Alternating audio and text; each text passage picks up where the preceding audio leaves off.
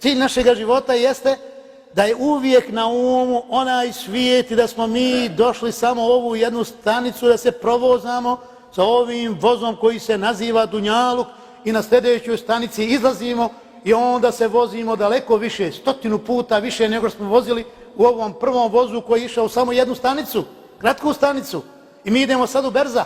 U Berzavu, vidite, koji danas imamo, svi oni koji presele na onaj svijet idu u Kabur, tu poznatu zemlju koja se ne zove ni Amerika velika, ni Australija, ni Europa, ni Azija, ni Afganistan, ni Pakistan, nego se zove Kaburistan. Kaburistan! Najveća zemlja na svijetu. Ovi fale neke zemlje, ovamo velike, učite u geografiji kolike su. Ste ikada u geografiji spomenuli da je Kaburistan najveća domovina?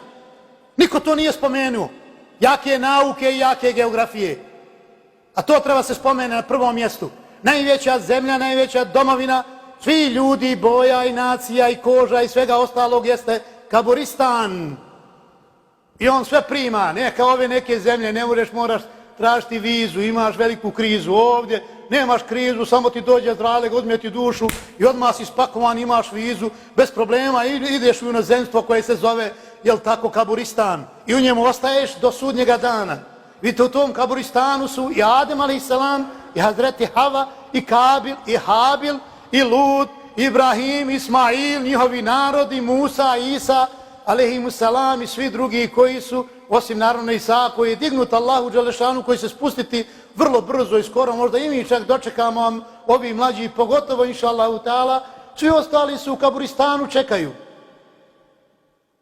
Čekaju, ne samo da čekaju, dole ih hodaju, sjele, razgovaraju, obilaze jedni druge, dobijaju neke poklone odavde s Dunjaluka. Ako imaju sina pa im prouči dovu, njemu poklon stigne.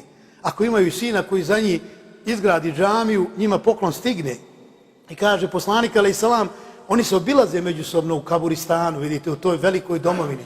I treba izdurati toliko vrijeme biti dole. Ko će to platiti? Boravište dole.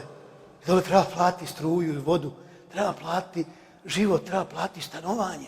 Jer vi mislite da ga spustite čovjeka u 2 metra bez geometra, da je to jedino mjesto gdje on bude. Ma jok, to je samo njegovo spuštanje, ono direktno spuštanje, čim mu se duša vrati, njegovo tijelo onda kaže, ako je vjernik, vidi koliko mu pogled dopire. Nekakav 2 metra bez geometra, šta je vama blan? Odavde vidi do Orašja, gor do Save, pa ide li do Mađarske, toliko vidi kada ga spustiš u Kabur ako je vjernik. Ako je nevjernik, onda poslanik alejsalam kaže, njegove kostilo će ga bosti, to jest toliko će biti Kabur tijesan i za njega bijesan da on neće moći uprošte da preživljava. Takvi su čafiri u Kaburu.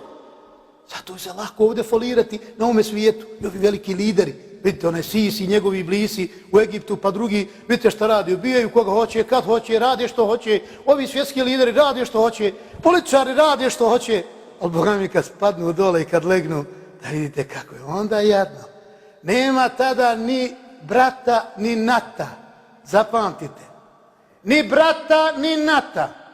Nema ni rođaka, ni babe, ni majke. Kad se spusti dole ide s tobom samo tvoje djelo. Djelo. To je jedina valuta koja se troši u toj velikoj domovini.